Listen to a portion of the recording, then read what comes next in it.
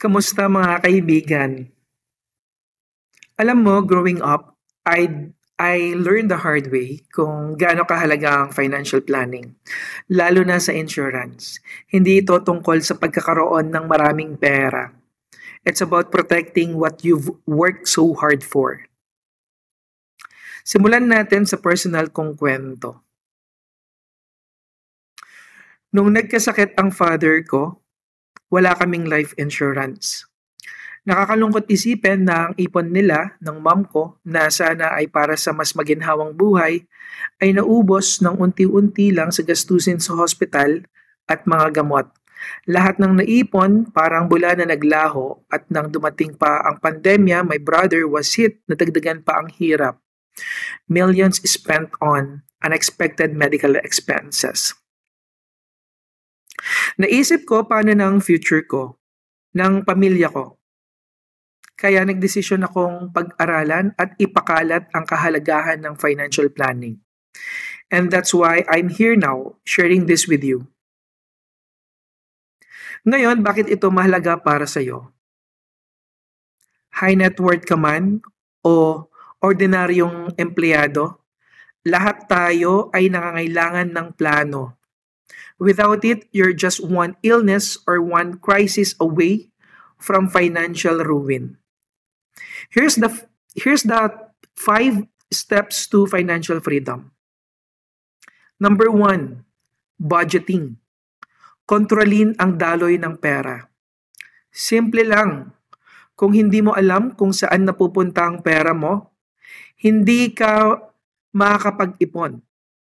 Kailangan mong isulat lahat ng gastos mo para malaman kung alin ang kailangan at alin ang pwede mong iwasan. Second, emergency fund. Your first line of defense.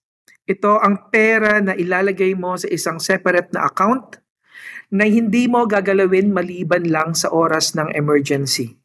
Imagine, may savings ka pero wala kang emergency fund. A single disaster and boom! Wala na lahat. Third, insurance. The ultimate financial backup. This is where insurance comes in. Why spend your own money when you can spend the insurance company's money? The beauty of it is that it protects your savings, ensuring you don't drain it when crisis hits. Fourth, investment. Grow your money. Hindi sapat ang mag-ipon ka lang. Kailangan lumago rin ang pera mo. Find ways to make your money work for you. High net worth or not, we all need growth. Let's not just protect our wealth. Let's grow it. 5, legacy. Protect your family's future. Ano ang iiwan mo para sa pamilya mo? Lahat tayo ay gusto na magandang future para sa mga mahal natin sa buhay.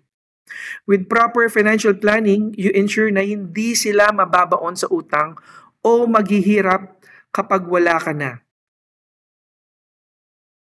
Ikaw, nasaan ka na sa financial journey mo? Nasa budgeting stage ka pa ba? O baka ready ka na sa pag-i-invest? Comment below and let me know kung saan parte ka na ng financial journey mo dahil gusto kong malaman kung gaano kalayo na ang narating natin. If you found this content helpful, don't forget to like, share, and follow me para mas marami pang makaalam ng importance ng financial planning. Sa mga kapwa ko agents, ito na ang pagkakataon natin na tulungan ang mga kliyente natin to see the bigger picture. Hindi lang ito tungkol sa pag-pitch ng produkto. This is about securing their future and building trust. Share this video with your prospects. Let's help them safeguard their wealth one plan at a time. Bakit mo ba kailangan ang financial planning? Simple. Because life is unpredictable. And without a plan, you're risking everything para sa mga pamilya natin, para sa future na pinapangarap natin. para hindi tayo mawalan ng saysay ang lahat ng pinagpaguran. Financial planning, it's not just for the rich, but for everyone.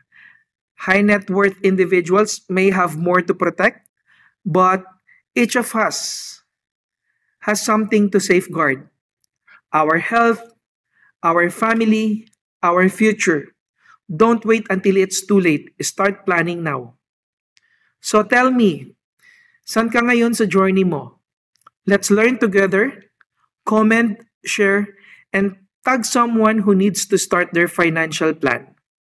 Financial freedom starts with you.